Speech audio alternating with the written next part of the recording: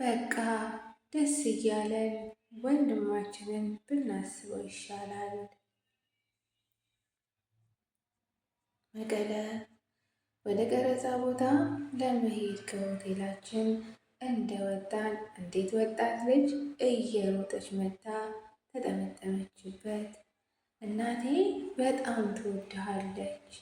እዚህ ሆቴል ከሆነ ያረፋችሁት ስራ ስትጨርሱ ይዣት ልምጣ አለችው። የእናቷን ስምና ሰፈራቸውን ጠየቃት፣ ነገረችው። ተሰናብቷት ሄድን።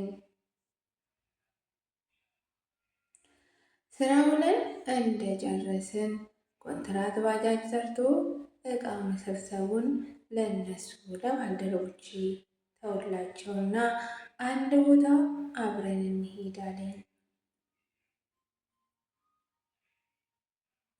በባጃጅ የሆነ መንደር ይዞኝ ሄደ።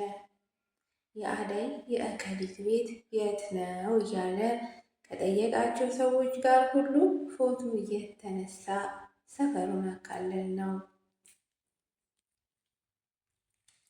የልጅቷ እናት ቤት ስንደርስ እናትየዋ ስራ ይዘው ነበር ያገኘናቸው። ሰው በተለየ ሰርፕራይዝ እንደዚህ ሲያለቅስ አይቼ የማውቅ አይመስለኝም። አደይ ልጃቸው እንኳ ቤት ተመልሳ አልነገረቻቸውም ነበርና የተፈጠረውን ነገር ማመን አቅቷቸው አቅፈውት ያለቀሱት ለቅሶ በሕይወቴ ከማረሳቸው አጋጣሚዎች አንዱ ነው።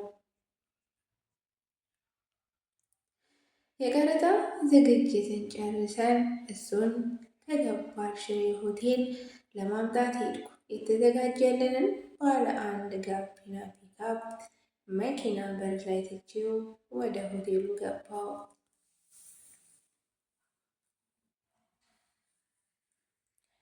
ነፂን ይዤው ስወጣ ሹፌሩ የማያውቃቸውን ሁለት ሰዎች እግረ መንገዱን ሊተባበራቸው ጭኗቸው ነበር።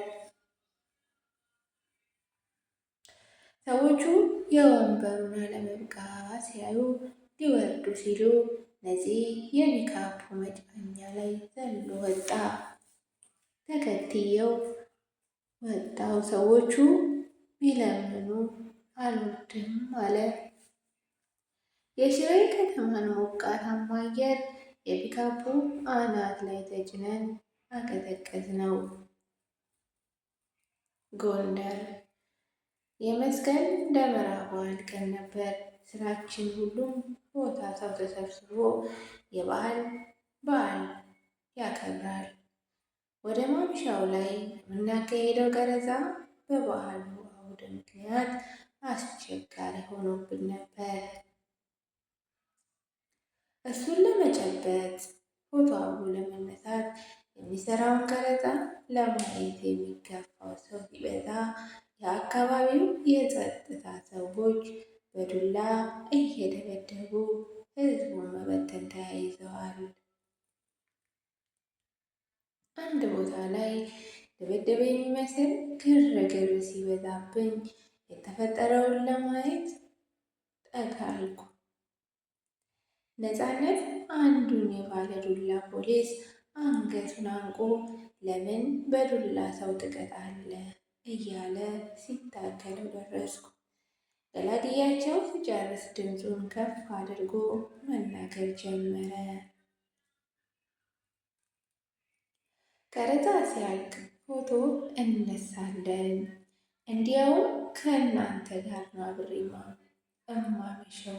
አሁን ግን ድምፅ ሳታሰሙ በዚህ በግራ በኩል ቆማችሁ የምንሰራውን ማየት ትችላላችሁ ብሎ ተናገረ።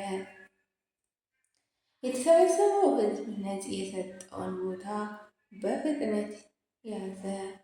የአካባቢው ጩኸት ድምፅ እረጭ አለ ባንዴ።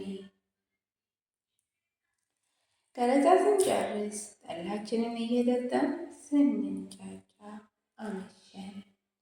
ጅማ፣ ድሬዳዋ፣ ሐረር፣ ባህር ዳር፣ አዳማ፣ ደብረ ዘይት ወዘተ የመሳሰሉት ሌሎችም ብዙ ከተሞች፣ በርካታ የገጠር መንደሮች በስራ አከናውነናል። የመልካም ሰው መታሰቢያ ትዝታዎች ይሆኑ ዘንድ ቀጥሎ ጽፋለሁ። በቃ ደስ እያለን ወንድማችንን እናስታውሰው።